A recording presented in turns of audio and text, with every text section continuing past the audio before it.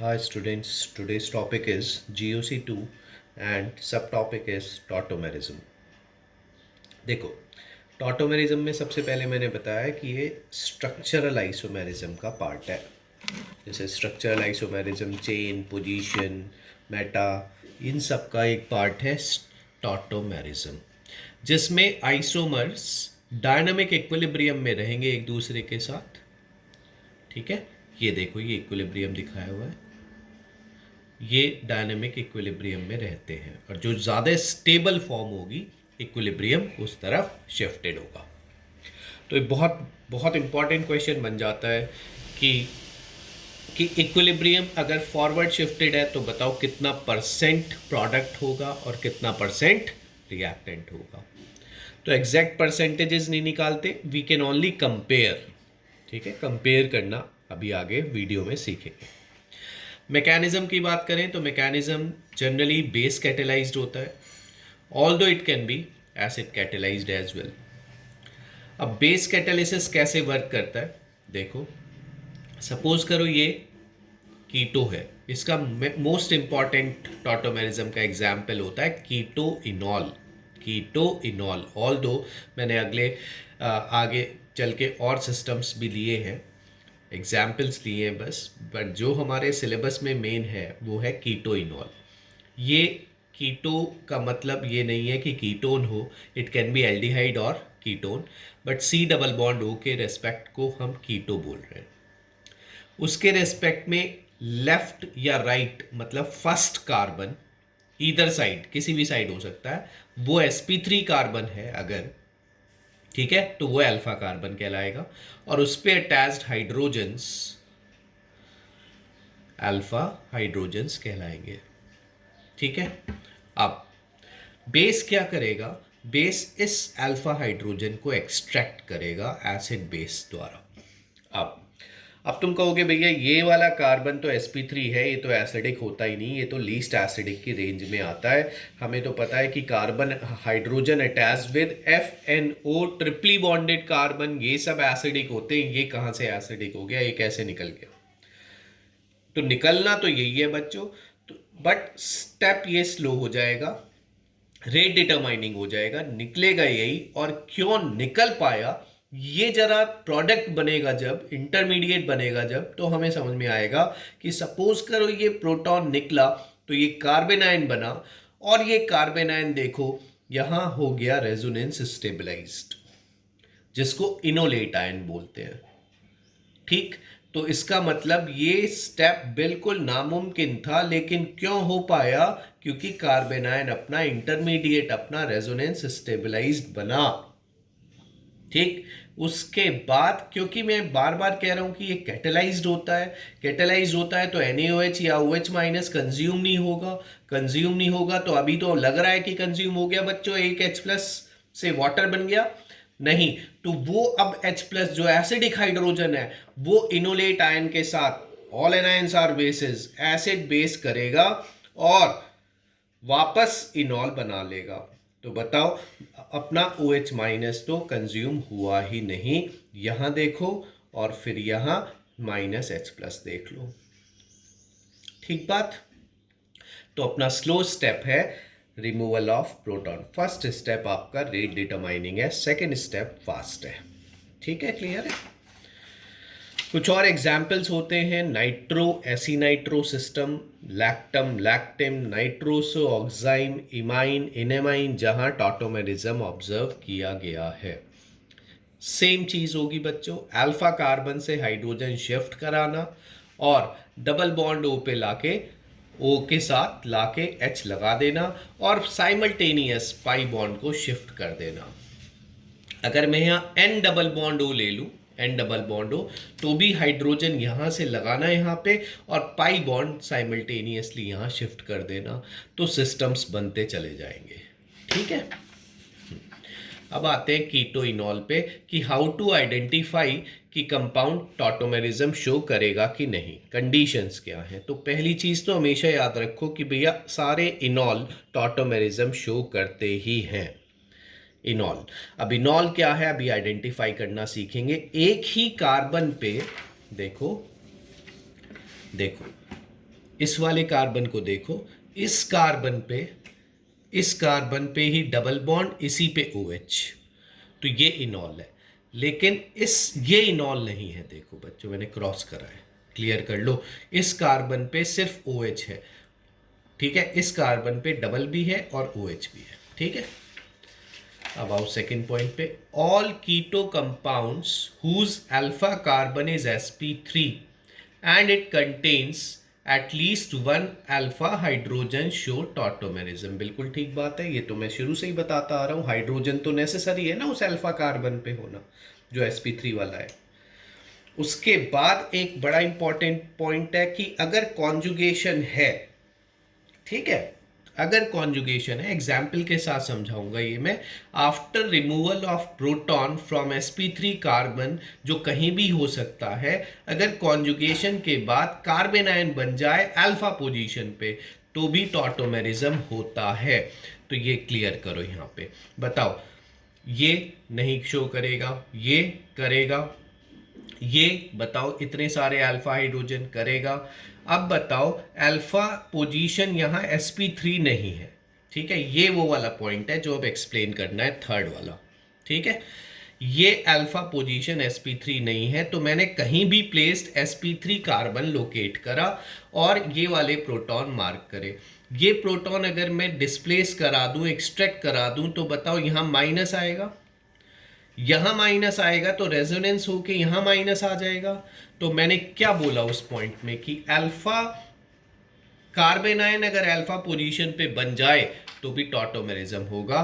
तो ये alpha carbon sp3 नहीं था, लेकिन कॉन्जुगेशन से हमें अल्फा कार्बन पे नेगेटिव चार्ज मिला। यहां देखो, बताओ अगर यहां का प्रोटॉन मैं यहां निकालूं तो यहां नेगेटिव, नेगेटिव से यहां नेगेटिव हो गया। यहां बताओ, यहां हाइड्रोजन मिसिंग कर दिया, यहां CH3 है, तो ये बताओ, ये तीन sp3 कार्बन थे बच्चों।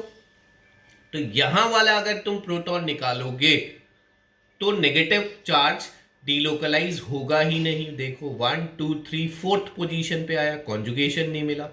यहां वाला प्रोटॉन निकालते तो कॉन्जुगेशन मिलता, लेकिन वो वाला प्रोटॉन मिसिंग कर दिया, तो देखो नो टॉटोमेरिज्म। अब आओ एक और बड़ी इंपॉर्टेंट बात पे कि कंपैरिजन ऑफ इनॉल कंटेंट। 4 कंपाउंड्स दे देगा, वो कहेगा कि इन्हें इनॉल कंटेंट में डिक्रीजिंग ऑर्डर में लगा दो।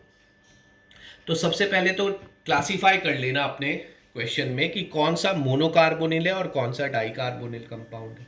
अब डाइकार्बोनिल को भी 1,2 और 1,3 डाई कीटो में तोड़ लेना दिमाग में, ठीक बात। 1,2 डाई कीटो में भी अलग पॉसिबिलिटीज हैं कि एक साइक्लिक हो सकता है और एक नॉन साइक्लिक ओपन चेन हो सकता है। तो सबसे पहले मोनोकार्बोनिल की बात करें तो ये बहुत कम इनॉल कंटेंट शो करते हैं। ये मेनली प्रीडोमिनेंटली कीटो फॉर्म में ही एग्जिस्ट करते हैं, इनॉल बहुत कम होता है।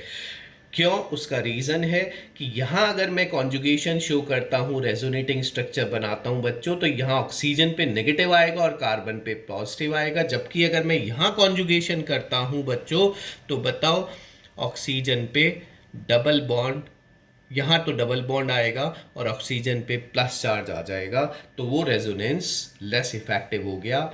तो दूसरा रीज़न मैंने ये भी लिखा है कि C डबल बॉन्ड वो स्ट्रॉन्गर है as compare to C double bond C। तो ये बताओ, अगर ये ज़्यादा स्ट्रॉन्गर बॉन्ड है तो इक्विलिब्रियम पूरा इस साइड शिफ्टेड है, तो इनॉल कंटेंट बहुत कम है। अब ये बड़ा इंपॉर्टेंट क्वेश्चन है कि इन तीनों में इनॉल कंटेंट कंपेयर करूं।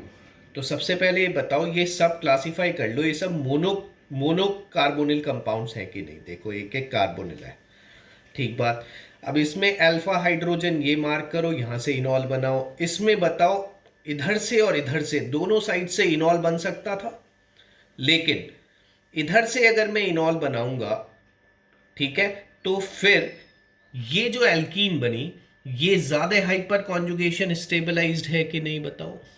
देखो, और अगर मैं यहां से बनाता, यहां डबल बॉन्ड लाता, तो बताओ ये वाला हाइपर कॉन्जुगेशन कम हो जाता कि नहीं। तो सबसे पहले तो बात समझो कि इनॉल कौन सा बनेगा। बना लो बेस्ट वाला इनॉल बना लो, जो सबसे ज्यादा एल्कीन जिसकी एल्कीन सबसे ज्यादा रेजोनेंस या हाइपर कॉन्जुगेशन से स्टेबलाइज्ड हो। सिमिलरली बताओ यहां पे भी ये वाला ना बना के ये वाला बनाया, क्योंकि ये वाली एल्कीन भी फिनाइल रिंग के साथ रेजोनेंस स्टेबलाइज्ड है। तो अब कंपेयर कर लो, जो इनॉल जितना ज़्यादा स्टेबल होगा उसमें इक्विलिब्रियम फॉरवर्ड शिफ्टेड होगा। तो बताओ CBA, समझ में आ गया बच्चों? ये इनॉल ज़्यादा स्टेबल है, फिर ये और ये लीस्ट। अब बात करें डाइकार्बोनिल कंपाउंड्स की। तो डाइकार्बोनिल कंपाउंड्स में अगर हम सबसे पहले तो क्लासिफाई कर लेते हैं 1,2 डाइकार्बोनिल। 1,2 डाइकार्बोनिल में देखो यहाँ लिखा है परसेंटेज इनॉल स्लाइटली या काफ़ी हायर होता है एज कंपेयर टू मोनोकीटो। उसके रीज़न क्या है देखो, ये 1,2 डाइकीटो है, 1,2 और बिल्कुल एडजेसेंट, ठीक है। तो यहाँ से या यहाँ से निकालो, यहाँ तो फिलहाल एक ही बात है। और अगर यहाँ एक और CH2CH3 होता तो बताओ फिर यहाँ से या यहाँ से, तो इधर से निकलता, क्योंकि वही वाला पॉइंट लग जाता कि मोर हाइपर कॉन्जुगेशन स्टेबलाइज्ड एल्कीन बनानी है। खैर यहाँ पे मैंने कहीं से भी बना दिया। अब ये बताओ 1 2 3 4 कॉन्जुगेशन आया। ये कॉन्जुगेशन बच्चों मोनोकार्बोनिल में नहीं था, ये यहाँ आया और ये कॉन्जुगेशन से ऑक्सीजन पे आएगा नेगेटिव, तो बहुत स्टेबलाइज्ड कॉन्जुगेशन हो गया।